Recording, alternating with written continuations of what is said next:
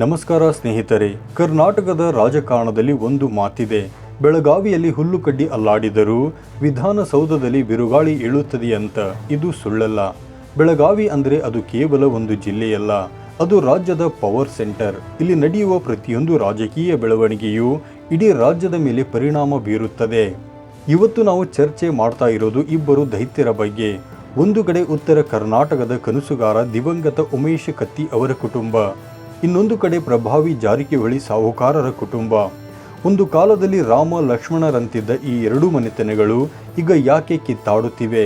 ಇತ್ತೀಚೆಗೆ ನಡೆದ ಒಂದು ಸಹಕಾರ ಸಂಘದ ಚುನಾವಣೆಯಲ್ಲಿ ಅಬ್ಬರಿಸಿದ ಸತೀಶ್ ಜಾರಕಿಹೊಳಿ ಅವರಿಗೆ ಕತ್ತಿ ಕುಟುಂಬ ಅಕ್ಷರಶಃ ಧೂಳಿಪಟ ಮಾಡಿದ್ದು ಹೇಗೆ? ಈ ಎಲ್ಲ ಕುತೂಹಲಕಾರಿ ಸಂಗತಿಗಳನ್ನು ಇಂದಿನ ವಿಡಿಯೋದಲ್ಲಿ ಡೀಟೇಲ್ ಆಗಿ ತಿಳಿಯೋಣ. ಇತಿಹಾಸದ ಪುಟಗಳು, ಸ್ನೇಹದ ಆರಂಭ. ಬೆಳಗಾವಿ ರಾಜಕಾರಣ ಅಂದರೆ ಅದು ಪಾಲಿಟಿಕ್ಸ್ ಅಲ್ಲ, ಬದಲಿಗೆ ಕುಟುಂಬ ರಾಜಕಾರಣ. ರಮೇಶ್ ಕತ್ತಿ ಅವರು ಹೇಳುವಂತೆ ಈ ಹಿಂದೆ ಎಲ್ಲರೂ ಜನತಾ ಪರಿವಾರದಲ್ಲಿದ್ದವರು. ಜಾರಕಿಹೊಳಿ ಮತ್ತು ಕತ್ತಿ ಕುಟುಂಬಗಳ ನಡುವೆ ಎಷ್ಟು ಗಾಢವಾದ ಸ್ನೇಹವಿತ್ತೆಂದರೆ ರಮೇಶ್ ಜಾರಕಿಹೊಳಿ ಮತ್ತು ರಮೇಶ್ ಕತ್ತಿ ಅವರು ಪರಮ ಮಿತ್ರರಾಗಿದ್ದರು. ನಿಮಗೆ ಗೊತ್ತಾ, ಇವತ್ತು ಸತೀಶ್ ಜಾರಕಿಹೊಳಿ ಅವರು ರಾಜ್ಯದ ಮೋಸ್ಟ್ ಪವರ್ಫುಲ್ ಸಚಿವರಾಗಿದ್ದಾರೆ. ಆದರೆ ಅವರು ರಾಜಕೀಯಕ್ಕೆ ಬಂದಿದ್ದೇ ಕತ್ತಿ ಕುಟುಂಬದ ಬೆಂಬಲದಿಂದ. 1994ರಲ್ಲಿ DCC ಬ್ಯಾಂಕ್ ನಿರ್ದೇಶಕರಾಗಿದ್ದ ತುಪ್ಪದ್ ಅವರು ನಿಧನರಾದಾಗ ಆ ಖಾಲಿ ಜಾಗಕ್ಕೆ ಸತೀಶ್ ಜಾರಕಿಹೊಳಿ ಅವರನ್ನು ಡೈರೆಕ್ಟರ್ ಮಾಡಿದ್ದು ಉಮೇಶ್ ಕತ್ತಿ ಮತ್ತು ರಮೇಶ್ ಕತ್ತಿ ಅವರು. ಆಗ ಸತೀಶ್ ಅವರಿಗೆ ರಾಜಕೀಯದ ಗಂಧ ಗಾಳಿಯೂ ಗೊತ್ತಿರಲಿಲ್ಲವಂತೆ. ಅಷ್ಟೇ ಅಲ್ಲ, 1996ರಲ್ಲಿ ಸತೀಶ್ ಜಾರಕಿಹೊಳಿ ಅವರನ್ನು MLC ಮಾಡುವಲ್ಲಿಯೂ ಉಮೇಶ್ ಕತ್ತಿ ಅವರ ಪಾತ್ರ ದೊಡ್ಡದಿದೆ. ಆದರೆ ಇವತ್ತು ಅದೇ ಸ್ನೇಹದ ಜಾಗದಲ್ಲಿ ಬೆಂಕಿಯಂತಹ ವೈರತ್ವ ಮನೆ ಮಾಡಿದೆ. ವೈರತ್ವಕ್ಕೆ ಕಾರಣವೇನು? ಸಂಘದ ಚುನಾವಣೆ ಕಿಡಿ.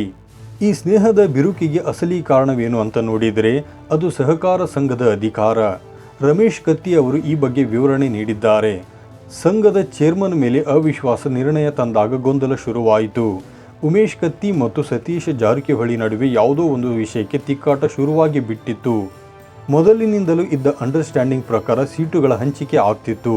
11 ಸೀಟುಗಳು ಕತ್ತಿ ಕುಟುಂಬಕ್ಕೆ, 4 ಸೀಟುಗಳು ಜಾರಕಿಹೊಳಿ ಕಡೆಯವರಿಗೆ ಇರುತ್ತಿತ್ತು. ಆದರೆ ಯಾವಾಗ ಸತೀಶ್ ಜಾರಕಿಹೊಳಿ ಅವರು ಇತರರನ್ನು ಸೇರಿಸಿಕೊಂಡು 10 ಸೀಟುಗಳನ್ನು ತಮ್ಮದಾಗಿಸಿಕೊಳ್ಳಲು ಪ್ಲಾನ್ ಮಾಡಿದರೂ ಅಲ್ಲಿಗೆ ಹಳೆ ಸ್ನೇಹ ಮುರಿದು ಬಿತ್ತು. ರಮೇಶ್ ಕತ್ತಿ ಅವರು ಸಂಧಾನಕ್ಕೆ ಮುಂದಾದರೂ ಸತೀಶ್ ಜಾರಕಿಹೊಳಿ ಅವರು ಎಲೆಕ್ಷನ್ ಮಾಡಿ ಬರೋಣ ಎಂದು ಸವಾಲು ಹಾಕಿದರು. ಈ ಸವಾಲೇ ಮುಂದೆ ಬೆಳಗಾವಿಯಲ್ಲಿ ದೊಡ್ಡ ರಾಜಕೀಯ ಯುದ್ಧಕ್ಕೆ ನಾಂದಿ ಹಾಡಿತು. ಸತೀಶ್ ಜಾರಕಿಹೊಳಿ ಅವರಿಗೆ ಸೋಲಿನ ರುಚಿ. ಇತ್ತೀಚೆಗೆ ನಡೆದ ಒಂದು ತಾಲೂಕಿನ ಸಹಕಾರ ಸಂಘದ ಚುನಾವಣೆ ಇಡೀ ರಾಜ್ಯದಲ್ಲಿ ಸುದ್ದಿಯಾಯಿತು. ಇದಕ್ಕೆ ಕಾರಣ ಸತೀಶ್ ಜಾರಕಿಹೊಳಿ ಅವರು ಈ ಚುನಾವಣೆಯನ್ನು ಪ್ರತಿಷ್ಠೆಯಾಗಿ ತೆಗೆದುಕೊಂಡಿದ್ದು. ಒಬ್ಬ ರಾಜ್ಯ ಮಟ್ಟದ ಪ್ರಭಾವಿ ಸಚಿವರಾಗಿದ್ದರೂ ಸತೀಶ್ ಅವರು 1 ತಿಂಗಳು ಕಾಲ ಹಳ್ಳಿಗೆ ತಿರುಗಾಡಿ 3 ಬಾರಿ ಪ್ರಚಾರ ಮಾಡಿದರು. ಆದರೆ ಫಲಿತಾಂಶ ಬಂದಾಗ ಇಡೀ ರಾಜ್ಯವೇ ಬೆಚ್ಚಿ ಬಿದ್ದಿತ್ತು.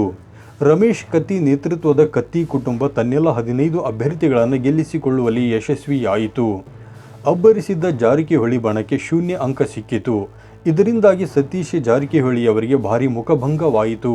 ಇದು ಕೇವಲ ಚುನಾವಣೆಯಲ್ಲ, ಬೆಳಗಾವಿ ರಾಜಕಾರಣದ ರೀಆರ್ಗನೈಸೇಷನ್ ಆರಂಭ. ರಾಜಕಾರಣದ ಧರ್ಮ ಮತ್ತು ಅಧರ್ಮ. ರಮೇಶ್ ಕತ್ತಿ ಅವರು ಒಂದು ಪ್ರಮುಖ ಮಾತು ಹೇಳುತ್ತಾರೆ. ಕೆಲವೊಂದು ಕುಟುಂಬಗಳು ಧರ್ಮದ ರಾಜಕಾರಣ ಮಾಡಿದರೆ ಇನ್ನೂ ಕೆಲವು ಅಧರ್ಮದ ರಾಜಕಾರಣ ಮಾಡುತ್ತವೆ. ಕತ್ತಿ ಕುಟುಂಬದ ಪ್ರಕಾರ ಅವರು ಜನತಾ ಪರಿವಾರದ ಸಂಸ್ಕೃತಿಯಿಂದ ಬಂದವರು. ಬೆಳಗಾವಿಯಲ್ಲಿ ಪಕ್ಷಕ್ಕಿಂತ ಕುಟುಂಬದ ಪ್ರತಿಷ್ಠೆಯೇ ಹೆಚ್ಚು ಎಂಬುದು ಇಲ್ಲಿ ಮತ್ತೊಮ್ಮೆ ಸಾಬೀತಾಗಿದೆ. ಜಾರಕಿಹೊಳಿ ಕುಟುಂಬದವರು BJPಯಲ್ಲಿದ್ದರೂ ಕಾಂಗ್ರೆಸ್ನಲ್ಲಿದ್ದರೂ ಅವರ ಒಳ ಜಗಳಗಳು ಜಿಲ್ಲೆಯ ಮೇಲೆ ದೊಡ್ಡ ಪ್ರಭಾವ ಬೀರುತ್ತವೆ. ಈಗ ಕತ್ತಿ ಕುಟುಂಬವು ಸಂಘದ ಅಧಿಕಾರವನ್ನು ಉಳಿಸಿಕೊಳ್ಳುವ ಮೂಲಕ ತಮ್ಮ ಹಿಡಿತ ಇನ್ನೂ ಸಡಿಲವಾಗಿಲ್ಲ ಎಂಬುದನ್ನು ಸಾಬೀತುಪಡಿಸಿದೆ. ಭವಿಷ್ಯದ ಮಾತು, ಮತ್ತೆ ಒಂದಾಗ್ತಾರಾ? ಕತ್ತಿ ಮತ್ತು ಜಾರಕಿಹೊಳಿ ಕುಟುಂಬ ಮತ್ತೆ ಒಂದಾಗುತ್ತಾ? ಇದಕ್ಕೆ ರಮೇಶ್ ಕತ್ತಿ ಅವರ ಉತ್ತರ ಬಹಳ ಸ್ಪಷ್ಟವಾಗಿದೆ. ನಾವು ಅಷ್ಟು ದೂರ ಬಂದು ಬಿಟ್ಟಿದ್ದೇವೆ, ಇನ್ನು ಮುಂದೆ ಒಂದಾಗುವ ಸಂಭವವಿಲ್ಲ. ಜನರೂ ಕೂಡ ಇವರನ್ನು ಮತ್ತೆ ಜೊತೆಗೆ ನೋಡಲು ಸಿದ್ಧರಿಲ್ಲ ಎಂಬುದು ಅವರ ಅಭಿಪ್ರಾಯ. ಆದರೆ ರಾಜಕೀಯ ಅಂದ ಮೇಲೆ ಏನೂ ಆಗಬಹುದು. ರಮೇಶ್ ಕತ್ತಿ ಅವರು ಹೇಳುವಂತೆ ರಾಜಕಾರಣ ಅನ್ನೋದು ಹರಿಯುತ್ತಿರುವ ನೀರು. ಇಲ್ಲಿ ಶಾಶ್ವತ ಶತ್ರುವೂ ಇಲ್ಲ, ಶಾಶ್ವತ ಮಿತ್ರನೂ ಇಲ್ಲ. ಸಂದರ್ಭ ಬಂದಾಗ ಅನಿವಾರ್ಯವಾಗಿ ಒಂದಾಗಬೇಕಾದ ಪರಿಸ್ಥಿತಿ ಬರಬಹುದು ಅಂತಲೂ ಅವರು ಸುಳಿವು ನೀಡುತ್ತಾರೆ. ಸದ್ಯಕ್ಕೆ ಬೆಳಗಾವಿಯ ಈ ರಾಜಕೀಯ ಕಿತ್ತಾಟ ರಾಜ್ಯ BJPಯ ಮೇಲೂ ಪ್ರಭಾವ ಬೀರಲಿದೆಯೇ?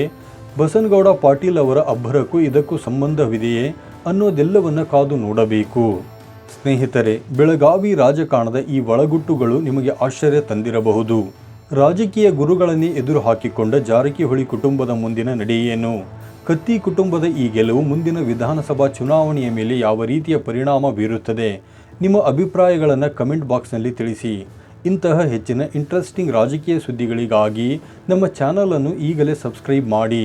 ವಿಡಿಯೋ ಇಷ್ಟವಾಗಿದ್ದರೆ ಲೈಕ್ ಮಾಡಿ ಮತ್ತು ಶೇರ್ ಮಾಡಿ. ಧನ್ಯವಾದಗಳು.